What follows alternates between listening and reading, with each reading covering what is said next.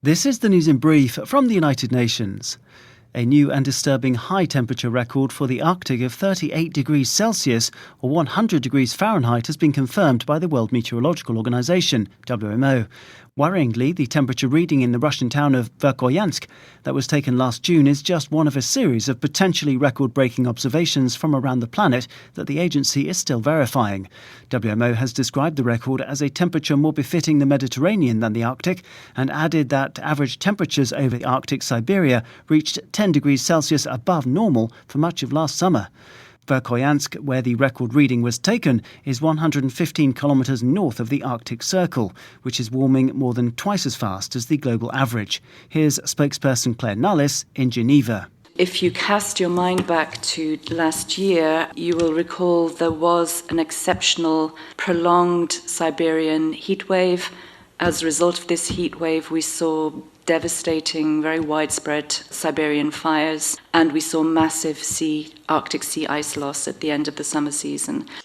The heat that we saw in Siberia in 2020 would have been almost impossible without climate change. In addition to the record Arctic temperature, the UN agency is verifying a new high in the Antarctic of 18.3 degrees Celsius and a reading of 54.4 degrees Celsius in the world's hottest place, Death Valley in California. The deepening crisis in Afghanistan took centre stage at the Human Rights Council on Tuesday, as the High Commissioner for Human Rights warned that children are reportedly being sold by parents unable to feed them. In a scheduled update to the Council, the High Commissioner for Human Rights said that the country's economic crisis has been compounded by an international asset freeze. And since the Taliban takeover in August, civilians have been subject to less violent conflict, but they continue to fall victim to lethal attacks being carried out by ISIL terrorists and by other militants, the UN Rights Chief said in a statement delivered by the Deputy High Commissioner Nada al-Nashif. She told the Council's 47 member states that the UN Rights Office has received credible allegations of more than 100 killings of former Afghan National Security Forces and others associated with the former government between August and November, with at least 72 of these killings attributed to the Taliban. In several cases, the bodies were publicly displayed, the Deputy High Commissioner said. Staying with Afghanistan, UN humanitarians said on Tuesday that they are ramping up humanitarian operations to more than 23 million people who will almost certainly face severe hunger across the country next year. The situation in 2022 is expected to worsen as inflation and currency depreciation bite.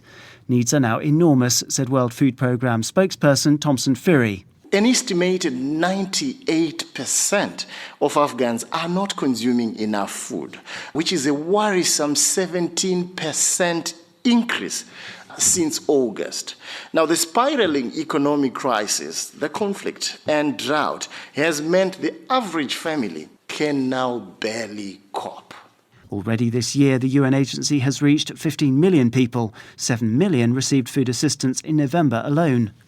WFP has also pre-positioned food in strategic locations across the northeast and central highlands to prevent heavy winter snows from leaving communities cut off. Daniel Johnson, UN News.